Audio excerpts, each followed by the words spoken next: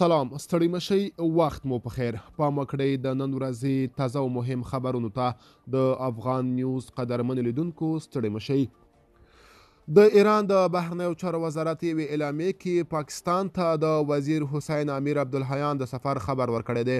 ټاکل شوي دغه سفر د روانې دلوي میاشتې په 9مه نیټه ترسره شي. اعلامیه زیاتوي دغه هوکړه د ایران او پاکستان د بهرنیو چارو وزیرانو تر ټلیفوني اړیکو وروسته شوې او د دواړو هیوادونو سفیران به هم راتلونکې اونۍ بیرته په عادي ډول خپلو چارو ته دوام ورکړي. د طالبانو تر واک لاندې د ترانسپورت او هوایي چلند وزارت وایي چې په فراه ولایت کې د فراه ایران ترمن د ټکسي خدماتو ترسره کېدو څانګه پرانیستې ده.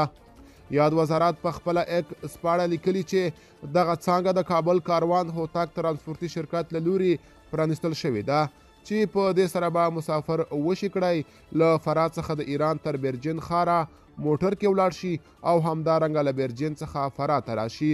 د طالبان ترانسپورت وزارت زیاته کړې چې دغه خدمات په لومړي ځل ارائه کړي دي. له اونۍ زیات وخت کیږي چې پاکستان له افغانستان سره ټولې ترانزیتي لارې تړلې دي او له امله یې یوازې په تورخم کې دواړو غاړو پاکستاني او افغان سوداګرو ته درانه مالی زیانونه اوښتي. د افغانستان د سوداګرۍ او پانګونې خونو مسؤلین د دغه زیان په اړه وایي د دواړو هیوادونو خصوصي سکتور د ورځې 200,000 ډالره زیان ویني چې نیم د پاکستان او نیمې افغان لوري ته اوړي، خو امکان چې نن د تورخم دروازه هم خلاصه شي. د طالبانو د ریاست الوزراء سیاسي مرستیال مولوي عبدالکبیر په افغانستان کې د اروپایي ټولنې له شرزافیر رافیلا ایدیس سره د کتنې پر مهال ویلي چې د زورواکۍ ټغر یې ټول کړی دی.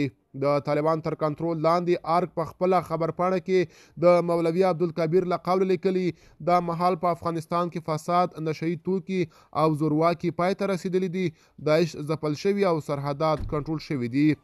ارګ وایي چې د اروپایي ټولنې شرزافیر رافیلا ایودیس افغانستان کې موجود امنیت او ثبات ستایلی او ټینګار یې کړی چې افغانانو سره باید بشري مرستې زیاتې شي. تیره میاشت نږدې 3,000 بهرني سیلانیان افغانستان ته راغلي. د احصایې او معلومات ملي اداره په یوه خبرپاڼه کې ویلي چې د روان کال په مرغومې میاشت کې هیواد ته د هوایي ډګرونو او ځمکنیو بندرونو له لارې 2,980 تنه بهرني ګرځندویان راغلي دي. د دغې ادارې د شمیرو له مخې په یاده موده کې 19 ښځینه په ګډون 1,551 تنه بهرني وګړي هیواد ته راغلي او 1,419 تنه نور هم له هیواده وتلي دي. د احصایې او معلوماتو ملي ادارې په خبرپاڼه کې راغلي چې یاد ګرځندویان د نیمروز ولایت له بندره، د هرات ولایت له هوایي ډګره او له تورخم بندره راغلي او وتلي دي. نورستان کې 13 سلنه خلک مخابرتي خدماتو ته لاسرسی نه لري. د نورستان تر نیمایي زیات اوسیدونکي له انټرنیټي خدماتونو او همدارنګه 13 سلنه یې له مخابرتي خدماتونو بې برخې دي. د نورستان لرې پرتو ولسوالۍ اوسیدونکي وایي د مخابرتي شبکو فعالیت نشتوالی له امله خلک ډیر کله د خپلوانو د غم او ښادۍ په مراسمو کې له ګډون څخه بې برخې کیږي.